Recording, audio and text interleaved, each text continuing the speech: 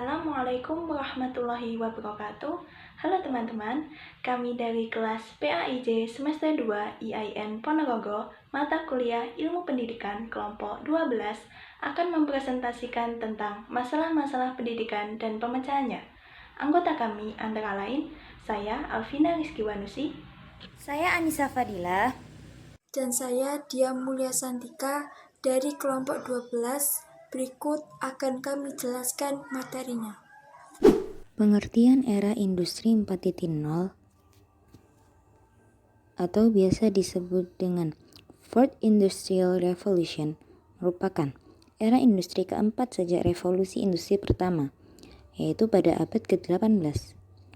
Era industri 4.0 ditambahi dengan perpaduan teknologi yang menggabungkan batas antara bidang fisik, digital, dan biologi, atau secara kolektif disebut sebagai cyber physical system. Masalah-masalah pendidikan di Indonesia pada era industri 4.0 disebabkan salah satunya oleh rendahnya kualitas guru. Mengutip dari Jack Ma, dalam pertemuan tahunan World Economic Forum 2018, pendidikan adalah tantangan besar abad ini. Jika tidak ingin mengubah cara belajar mengajar, 30 tahun mendatang kita akan mengalami kesulitan besar. Dominasi pengetahuan dalam pendidikan dan pembelajaran harus diubah, agar kelak anak-anak muda Indonesia mampu mengungguli kecerdasan mesin, sekaligus mampu bersikap bijak dalam menggunakan mesin untuk kemaslahatan. Solusi permasalahan pendidikan di era industri 4.0. Untuk mendidik mereka secara efektif, para pengajar harus menyesuaikan pendekatan pedagogisnya, misalnya dengan menambahkan banyak konten video ke kurikulum. Lalu, langkah-langkah sederhana yang dapat diambil pendidik dan juga alat bantu ajar baru yang bisa mereka gunakan untuk membantu belajar dan anak didik masa sekarang mendapatkan pendidikan yang terbaik. Yang pertama, menggunakan teknologi untuk membuat pelajaran lebih pribadi. Yang kedua, ajarkan peserta didik menggunakan teknologi secara bertanggung jawab. Yang ketiga, mengambil inisiatif dalam pembelajaran. Dan yang keempat, guru harus kekinian. Poin D, terobosan pendidikan di masa mendatang. Kunci utama dalam menghadapi pendidikan era 4.0 atau yang bisa kita sebut dengan era 4.0 adalah kemampuan diri dalam beradaptasi dengan perubahan, mengikuti arah perkembangan teknologi, terutama yang berkaitan dengan pembelajaran, kemudian memanfaatkannya dalam beberapa hal dalam kehidupan sehari-hari seperti kreasi inovasi dalam pembelajaran dengan pemanfaatan teknologi bergantung pada kreativitas guru menjadi dorongan untuk melakukan invensi dalam pembelajaran.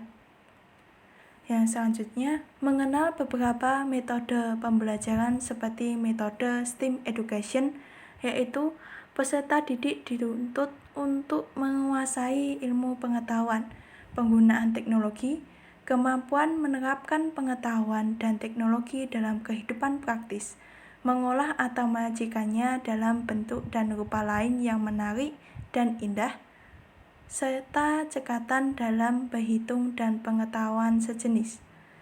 Konsep pembelajaran ini adalah salah satu bentuk inovasi yang dilahirkan melalui diskusi panjang. Menurut Aziz Husin, ada 9 tren atau yang terkait dengan pendidikan 4.0. Antara lain, yang pertama, belajar pada tempat dan waktu yang berbeda. Seperti e-learning yang memfasilitasi kesempatan untuk pembelajaran jarak jauh dan mandiri, seperti yang kita lakukan saat ini, melalui metode daring, sistem daring. Yang kedua, pembelajaran individual. Karena siswa akan belajar dengan peralatan belajar yang adaptif dengan kemampuannya, dan di situ siswa akan mengalami kesulitan dengan mata pelajaran dan akan mendapatkan kesempatan belajar untuk berlatih lebih banyak, sampai mereka mencapai tingkat yang diperlukan. Yang ketiga, siswa memiliki pilihan dalam menentukan bagaimana dalam belajar. Nah, di sini siswa akan belajar dalam perangkat, program, dan teknik berbeda berdasarkan profesi mereka sendiri, atau bisa juga siswa akan belajar dengan teknik yang berbeda berdasarkan kenyamanan mereka sendiri. Pada tahap ini, kombinasi pembelajaran tatap muka dan pembelajaran jarak jauh menarikkan ruang kelas dan membawa alat belajar sendiri dapat membentuk terminologi penting dalam tahap ini. Yang keempat, pembelajaran berbasis proyek.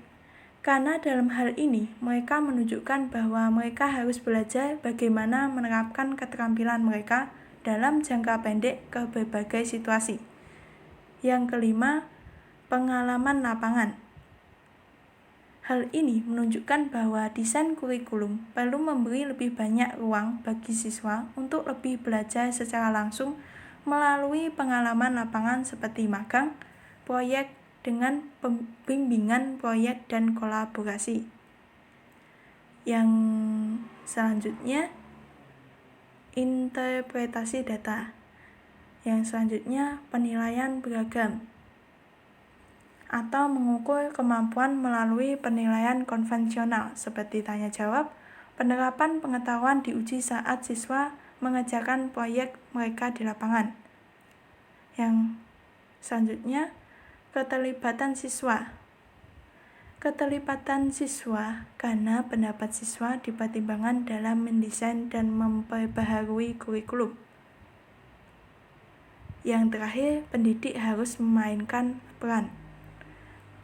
Pendidik harus memainkan peran untuk mendukung transisi dan tidak menganggapnya sebagai ancaman bagi pengajaran konvensional. Nah, demikian presentasi dari kelompok 12. Kurang lebihnya kami mohon maaf. Wassalamualaikum warahmatullahi wabarakatuh.